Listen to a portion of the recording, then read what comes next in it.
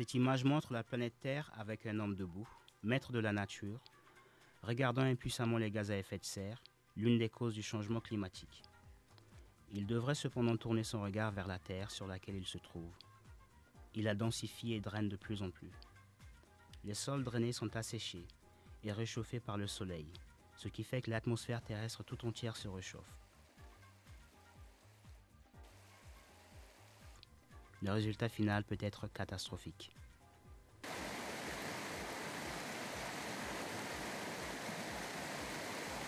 Les espaces de terre tassés participent largement au changement climatique.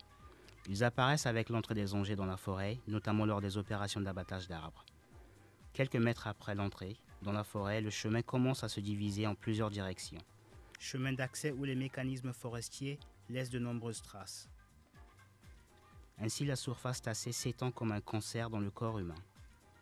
Cela apporte un effet négatif, une maladie qu'il faut arrêter immédiatement et traiter.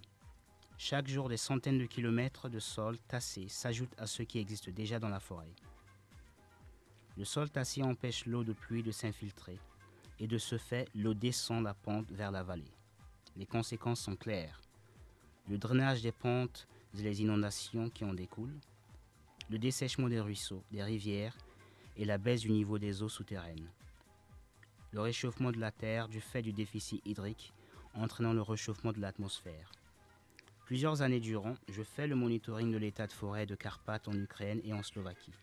Depuis 2 ans, je me rends sur chaque lieu de l'inondation ou l'effondrement des terrains en Slovaquie. J'ai parcouru aussi une partie des montagnes polonaises, de Jizerské hory en République tchèque, atteintes de graves inondations en 2010.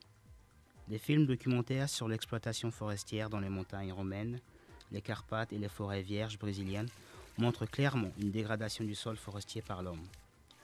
L'eau de pluie a toujours plus de possibilités de s'écouler lorsqu'elle rencontre un sol imperméable, provoquant ainsi une profonde érosion des sols. Prise de vue des montagnes d'où la ville de Gênes en Italie a été inondée en 2011. J'y suis venu pour voir que c'était encore le sol tassé sur les pentes qui a contribué à l'acheminement rapide des eaux pluviales vers la ville dans la vallée. Si l'on arrive à réguler les émissions de gaz, la production industrielle ou les fleuves énormes, on pourrait réguler aussi l'accroissement non contrôlé des chemins forestiers et les sols tassés sur la terre. La solution technique examinée dans la pratique et vérifiée par l'Académie slovaque des sciences est très simple. En cassant la surface tassée du sol du haut en bas, verticalement à la pente, on assure que la goutte d'eau de pluie reste sur place, s'infiltre peu à peu dans le sol vers les racines des plantes et remplit les sources des ruisseaux, des rivières et des puits. C'est un seul procédé permettant d'augmenter le niveau des eaux souterraines. Il est impératif de créer une législation qui va prévoir l'obligation de rétablir les sols tassés après leur utilisation.